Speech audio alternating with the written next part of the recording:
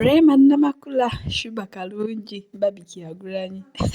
Mukwano mbalina maaso awo naye bajja kunyuma ng'obeerabiddeko. Phoebe ne Rasa mukwano adda oluyimba simanyi na kumanya naye bijja kunyuma ng'obirabyeko Rasa ebigambo ebimuvaamu saagala kutema mugambo. Ate ye Chosen Beck ne David Lutalo bannaaye nabo mbalina simanyi na kumanya naye nga mugamba mutya kansubire muri bulungi aziza ziyoni bannaaye naye muyina kansubire muri bulungi bayimba saa video mujimpereka like era nesa mukwano gwenda na kusubscribe ngano kubinzanisha Suvia News timukwano subscribinga era ngene notification bell oleme kusuwanga kubinzanisha Suvia News kyatekayo ate era sijja ko kwebaza go wenne ya subscribing ngano kubinzanisha Suvia News timukwano wakola kyamaanyi naye era ku screen wano ntekawo enamba gwe wenna omutaaga kulangira business ate enamba tokuba jesi ya WhatsApp ate ngojja tusobola okikwasaganya butereve nkutandise n'omukulu aziza ziyonyo n'omunnange yafunye akamwenyu ku matama oluvannyuma lwa Kama Ivan okukola ki okumusayininga nga manager watujjuki tumanyi bulungi nnyo n'omusajja muki oyo omusajja mulungi yesu wadde ye ne plus bafunamu obutakkaanya naye era abantu bonna bonna kyabujjo bakola ki bafunamu obutakkaanya ate munnange aziza ziyonyo afe n'okubuuza nasha Suvia News tukwagaliza bisinga munnange yagambye munnange kati yazze amaliridde kati takyali mu ebiri eby'omuzannyo n'omusajja tukimanyi bulungi ayimba ennyimba ze nno ayimba ennyimba ze ez'omukwano nze nkulize n'owula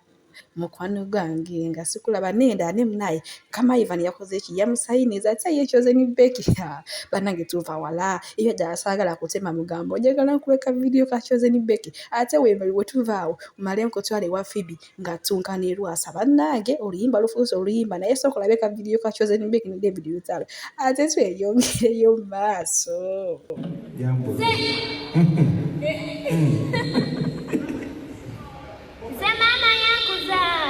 yoyo ndo munnange Chosen Beck nga yo mwewuliddeko olumama yankuzakuza ng'akola ki ng'amuwuuba sayidi zeno n'eri bannange tuva wala naye munaye olemera kati omwana n'otoka ku lyengedde omwana n'otoka ku eri eryengedde eryakula ne liwola mu kaseera kano kankutuuseko ate ani Phoebe mukwano nze bannange simanyi ate Lwasa luno olutalo luddo lwawakudde ku ani ku Phoebe ne kati simanyi nitulinze tulabe kiki ekigenda okuva mu Phoebe ate era Phoebe ekinamuvaamu era nja kuba nkibakirawo n'okubinzanisha Suvia News ate lwaki bye bya Chosen Beck ne David Lutalo nga tubiziza ku bbali mukwano okuvuze butereevu paka wa Rasa munnange Rasa olunaku lw'ejjo yavuddeyo n'agamba ng'alumba Phoebe munnaye yagamba jjukira Phoebe yakubye oluyimba yafulumiza oluyimba odiyo lukyalimu odiyo baluyita kibubu munnange ye Rasa agambye nze oluyimba terwankoledde munnaye mwana muwala Phoebe takola kitamanyi kuyimba mbwera ebyokuyimba akole ki abyesunyiwe era nga wosobola okulaba nga wosobola okulaba mu comment eyo Rwasa gye yataddeko omugambo gw'obwaguka guli okukola ki guli ogutokoma kayagaye munnange ono omuwala simanya ye Phoebe mbuliddeko ku luyimba lwe naye abamuli okumpi bakole ki abamuli okumpi mu mugambe ekituufu ebyokuyimba byakola ki ebyokuyimba abyesonyiwe munnaye nga wolaba comment eyo yonna nawe osobola okukola ki nawe osobola ogisoma n'ogimalayo kati munnange ye mwana muwala Phoebe bannange simanyi na kumanya omuntu ayimbye oluyimba lwe amaze obudde bwe munnange akibubu status viewer nga govero gamba nti oluyimba lwa muno terunyuma bannaye Rwasa yaaliwo okunoonya buvuyo naye munnange ye Phoebe tetunaba